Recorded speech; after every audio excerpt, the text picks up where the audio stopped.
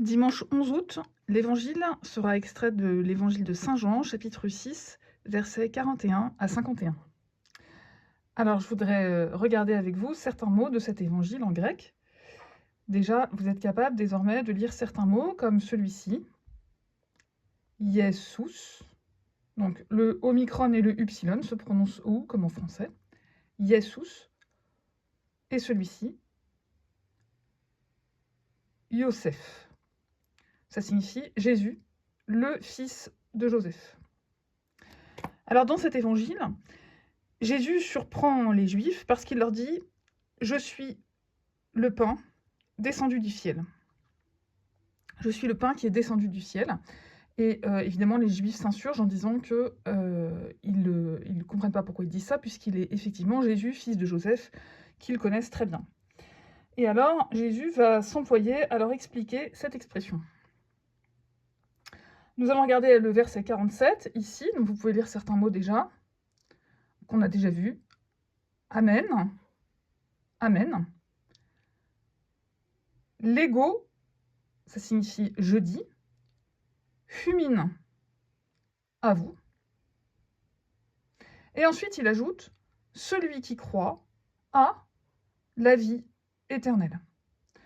Alors, j'attire votre attention sur ce mot-là, que vous pouvez déchiffrer. Sdoen. Et nous le retrouvons un peu plus tard dans le texte. Donc là encore, nous pouvons déchiffrer. Ego. Eimi. Donc le epsilon et le iota forment le son ei. Eimi. Ho. Artos. Tes. Sdoes.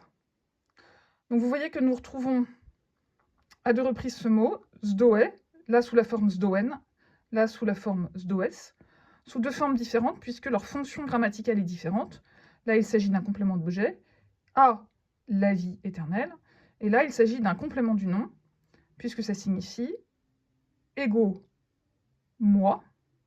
C'est comme en latin, ça a donné égoïste, égocentrique. Ego, moi. Eimi, je suis. Ho, le. Artos, pain.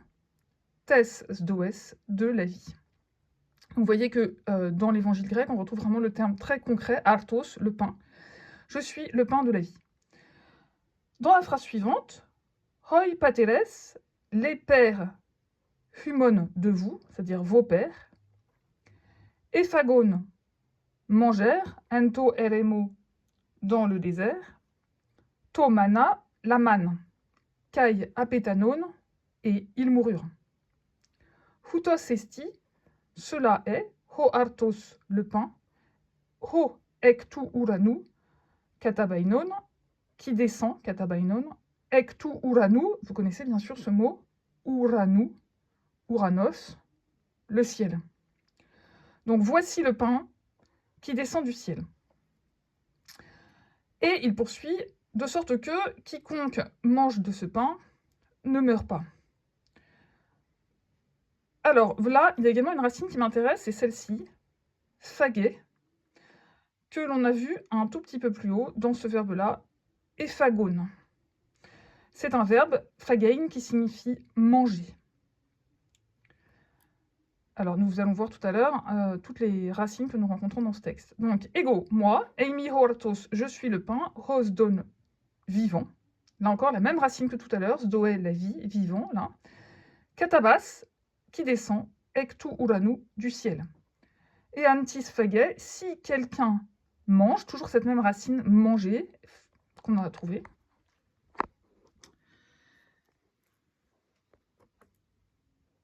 Sdesei, il vivra. Eistoaiona, dans la vie éternelle. Et un peu plus bas, on trouve ce mot que vous allez pouvoir déchiffrer également. Sarx, ça veut dire la chair. Et de nouveau, nous retrouvons ce mot, sdoes, qui signifie donc la vie. Donc, je ne vais pas tout vous traduire, hein, mais évidemment, le sens, c'est « Le pain que je donnerai, c'est ma chair donnée pour la vie du monde ». Donc, on retrouve dans ce texte plusieurs fois les mots « vie »,« pain »,« manger ». Et donc, nous allons pouvoir synthétiser tout cela. Donc, en grec, « hes doé » signifie « la vie », ça a donné le prénom Zoé. Ceux qui ont fait du grec connaissent tos doon, l'animal, qui a donné zoologie, par exemple, l'étude de l'animal, l'étude du vivant. En dessous, la racine phag, qui signifie manger, que l'on retrouve en français sous la forme phage, comme un anthropophage, c'est quelqu'un qui mange les hommes, c'est un cannibale. Nous avons vu également he sarx, sarkos, la chair, qui a donné en français le sarcome. Et si vous associez ces deux racines, sarco et phage, vous obtenez le mot un sarcophage. Donc un sarcophage, c'est une forme de cercueil, c'est quelque chose qui mange la chair, qui finalement embrasse, englobe la chair du défunt. Merci pour votre attention, à bientôt.